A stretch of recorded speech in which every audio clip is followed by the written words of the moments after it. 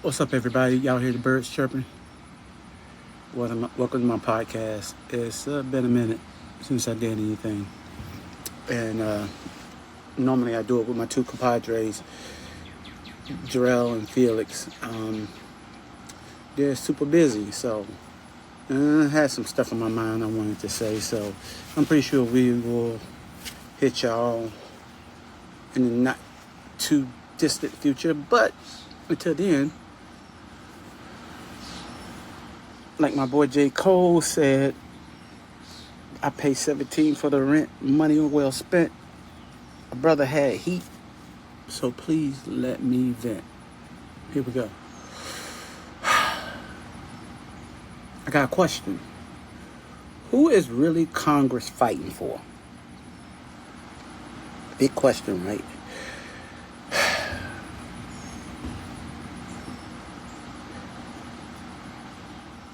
Recently, Speaker Mike Johnson was talking about adjusting or fixing the entitlement program in the United States. If you've been following politics, you know that makes people nervous. It makes people really nervous because these entitlement programs are a lifeline for millions of people. So when they talk about fixing it, who are they fixing it for? Are they fixing it for the billionaires so we won't raise taxes? Or are they fixing it to, or are they being authentic and want to extend the life of these entitlement programs? Let me be clear. This is just my opinion. When I hear politicians talk about cutting and changing benefits for working people that paid into it, while at the same time pushing tax cuts for mostly that will benefit corporations and wealthy people, I have to ask that question. Who are they really doing this for? Social Security isn't welfare. If y'all didn't know that. Social Security isn't welfare. You, me, we pay into the system. They are earned benefits.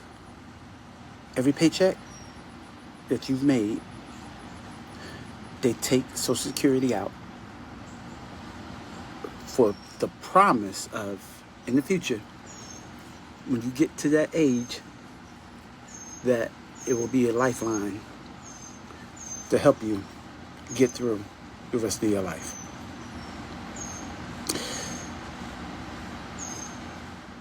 But certain people in society say, oh, it's a Ponzi scheme. That's not a Ponzi scheme if I'm paying into it and I ask you, the government, hey, hold on to my money. You know, give me a little interest on it. I mean, pay me a little interest for you holding my money. And when I turn 62, 67, or 70, give it back to me. You have wealthy people that don't want you to have this. Say that's a Ponzi scheme, and that's just the government taking care of immigrants, poor, entitled people. And we know who they mean by that. Now, I understand the argument from the other side. They say Social Security has problems and it's gonna run out. But there's ways to fix this without just cutting it off at the knees. It's one argument that I heard, that every person that's collecting Social Security now will have to pay will have to get at least a $500 cut in the benefits that they're receiving now. When I last checked, I wanted to check to see how much I would get if I retired at 62. It's like $1,300. If you cut $500 from that $1,300. That's $800. What am I going to do with $800? What is the average American going to do with $800?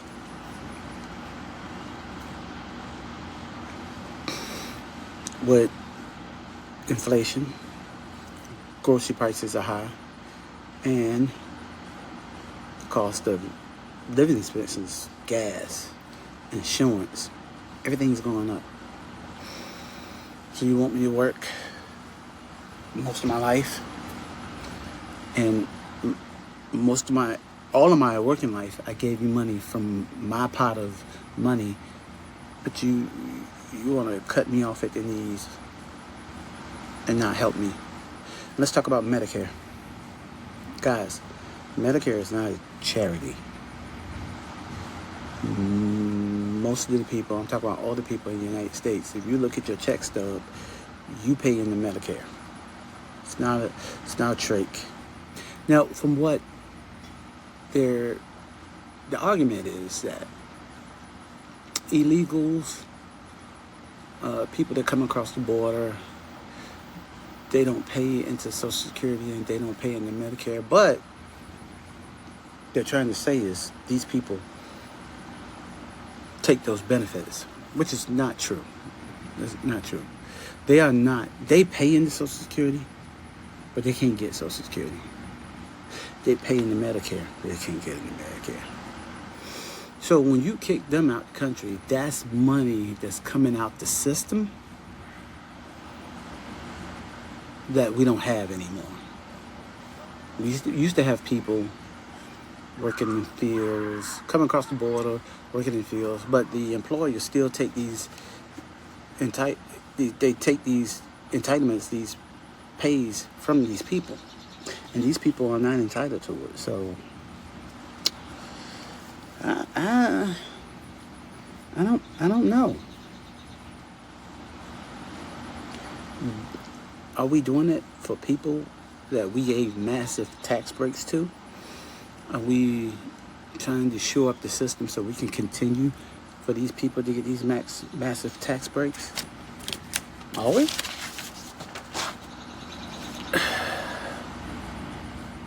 Working class Americans are already dealing with higher gas prices, higher insurance prices, cost of housing, medical bills. Now we're talking about changing the very programs designed to keep seniors from falling into poverty. And that doesn't sit right with me. I don't care if you're conservative, Democrat, independent, or you just not into politics at all. Everybody deserves to get the benefits they're paid into. You're entitled to it and you earned it.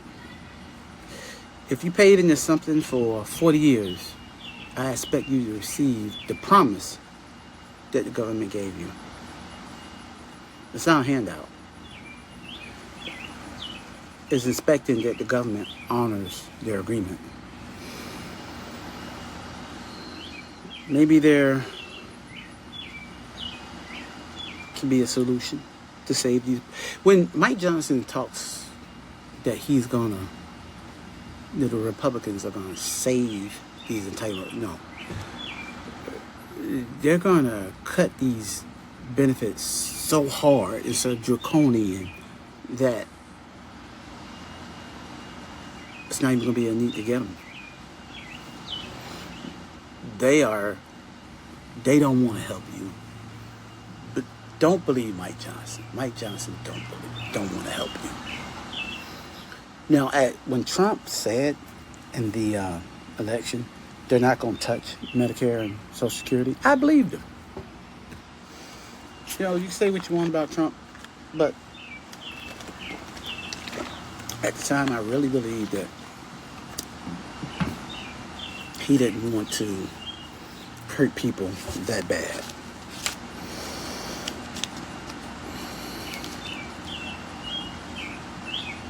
So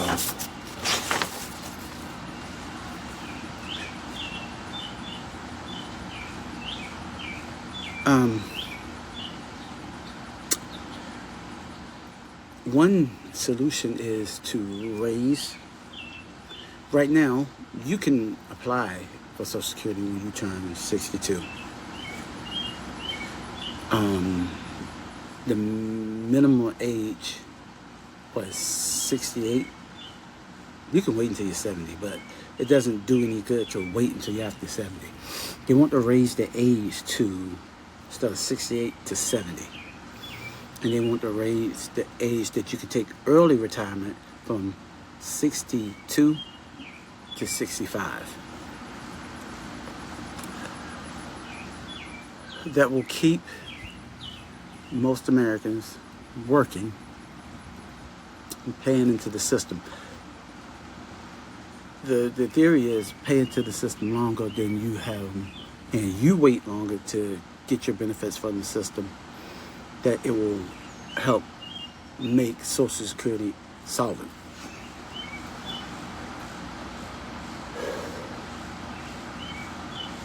Okay.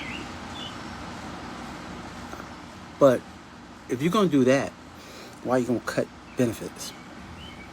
Why are you going to cut money that people are getting paid right now?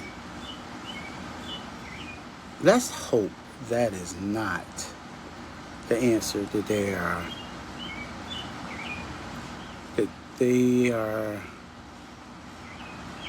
going to reach. It sounds like that Mike Johnson might have a problem if the Democrats sweep the midterms. He's going to have a big problem on his hands. So let's pray. Prayer is always a good thing.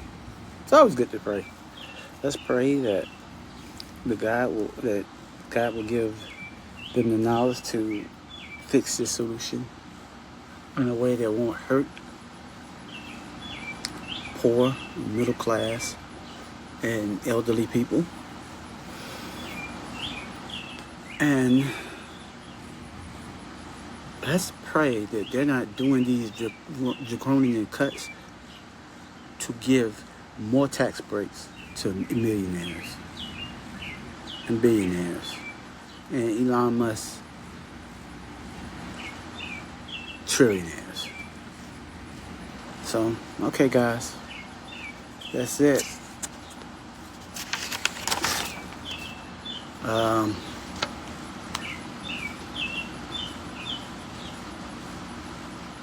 God bless you. It's about to rain here. Y'all hear the birds chirping? It's a good thing. Mother Nature is a wonderful, wonderful, wonderful, wonderful thing.